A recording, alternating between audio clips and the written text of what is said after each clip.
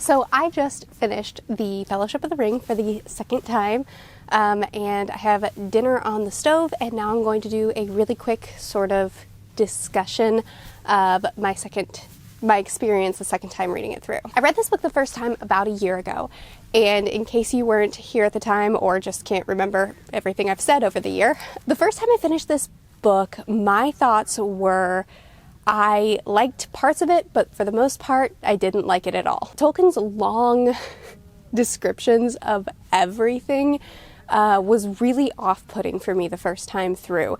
And the incredibly slow pacing, especially in book one, made me bored out of my mind. And so the first time I finished Fellowship, I appreciated it, but I can't say that I enjoyed it. But eventually I worked up the nerve to read book two, and I loved it. And then I read book three, and I loved it.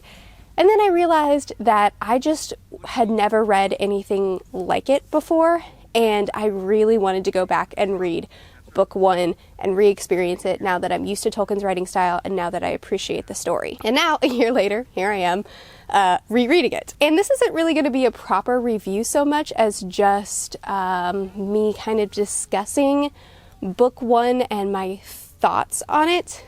It's not going to be a full review. I do plan on doing a full review of book two and three because those are the ones that I truly love, and this is just more of a chit chat, I guess. So first of all, some things that have changed.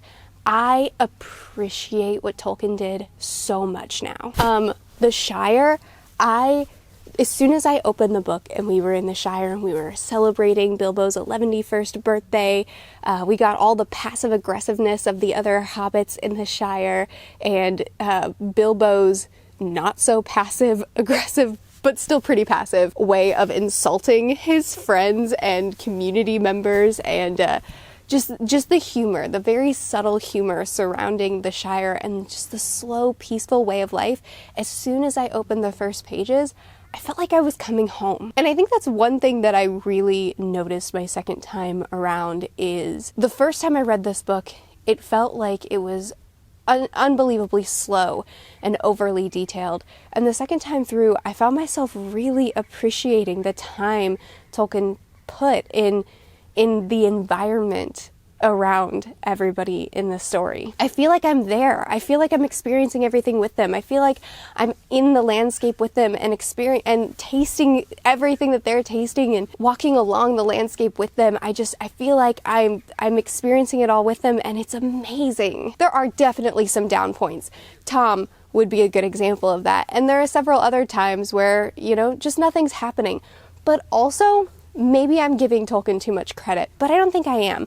I feel like it was pretty intentional. We're following hobbits who live a really slow way of life, a very slow, peaceful, contented way of life, which is why the hobbits were the perfect ring bearers. The theme of this entire book this entire trilogy is about power and how power can truly corrupt people, even the best people like Gandalf, the most peaceful people like Bilbo, even the best people, if they get consumed by the power, it can totally corrupt them.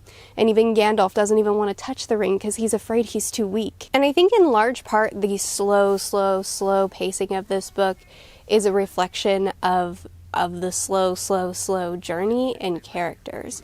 We spend a good amount of time in the Shire. I mean, the book starts when Frodo is 33, and then Gandalf doesn't even come back. To tell him, hey, let me tell you about this ring you've been hanging on to for years, until Frodo is 50. And then he still hangs out for a little while after Gandalf tells him, hey, you need to leave because everybody around you is in danger. Frodo's like, cool, I'll leave in a few months. And that's just the way of the hobbits. And the whole journey, traveling on foot all this way to Mordor, would take a long time. And I think that it's intentional that we're experiencing the slow way of life with these characters that just naturally move so slow. They're told to do something quickly and they say, I'll see you in a few months. I really love the balance that comes into play whenever we have the council meeting and we decide who's going to travel with the hobbits. I guess backing up a little bit, I loved when Frodo thought he was being sneaky and leaving, and Merry and Pippin were like, nah man, you're not without us. I I find it so interesting that it was Frodo, Merry, and Pippin that were really close friends, and Sam was an acquaintance and someone that they liked, but he wasn't close with them when the journey started, and yet his devotion is unmatched. Well, that's not true. Merry and Pippin are extremely loyal and devoted as well, like unbelievably so, and they are constantly warned over and over again that they're probably going to die, that this is a terrible journey, it's going to be miserable, and you'd be better off just turning around and going home. And they're all so devout and sure that they're doing the right thing by accompanying Frodo. I love the devotion not only in Sam, but in Merry and Pippin as well. And I find it fascinating the level of devotion Sam has when it's coming from a place of relationship, but not of brotherhood like it ends up being very quickly. Anyway, then when the whole fellowship comes together after the council meeting, and I'm skipping ahead a lot, but I love the dynamic of the entire group. I love that now we're not just with these slow-moving, peaceful, reluctant heroes, but we're also getting fighters and warriors and royalty that are there to provide armor around the bearers. The bearers had to be hobbits because they're humble and peaceful and quiet and not drawn to power. They had to be the bearers. But then we needed armor surrounding them. We needed people to protect them and to move forward. And that's why I believe Beren, he was corrupted by the ring. I don't know, maybe I'm wrong. Maybe I'll feel differently once I reread books 2 and 3.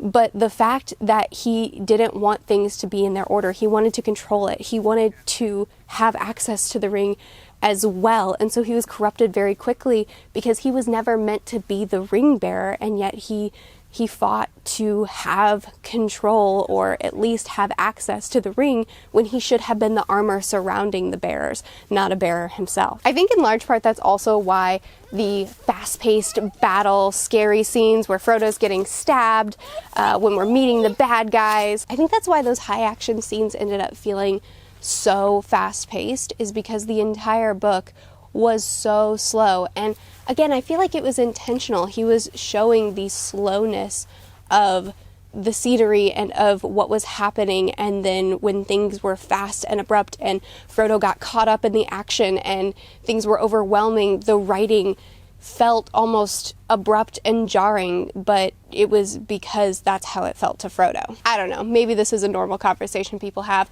Keep in mind I'm fairly new to the series and haven't done a ton of research on what everybody else has decided, so maybe this isn't even a new thought. There's a lot of bravery illustrated, even though we get to see Frodo in his darkest times throughout the series. We also get to see how strong and brave he truly is.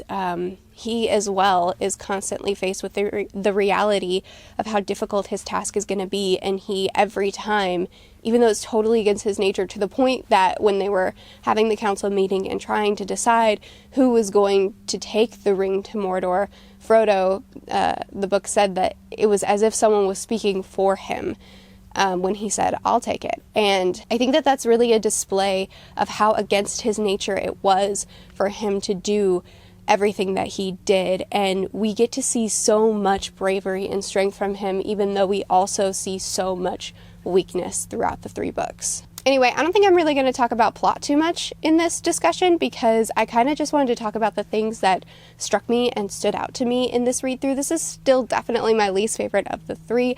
Even though I talked about how great I think Tolkien did with the description and the pacing, it still is a really slow book. There are some high action moments, but there is a whole lot of downtime. And as much as I appreciate this book, I don't love it like the other 2. So that's why I wanted to talk about it. I wanted to talk about the things that struck me this time. I wanted to talk about the things that I appreciate this time.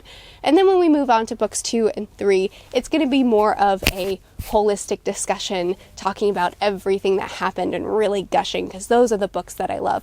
This is a great setup, and I think Tolkien did an excellent job with it, but also I'm really just excited to get into books 2 and 3. So stick with me. I'm starting book 2 tomorrow, so stick with me a little bit longer. My next reviews are going to be a lot more animated and excited, and this is more just a reflection of what's changed and how. I would love to continue to discuss this down in the comments. I know that this is a well-loved series and for very good reason, so let's let's keep talking. I post videos every Sunday, Tuesday, Thursday, and Saturday, and I post my reviews on off days. I'll see you again soon.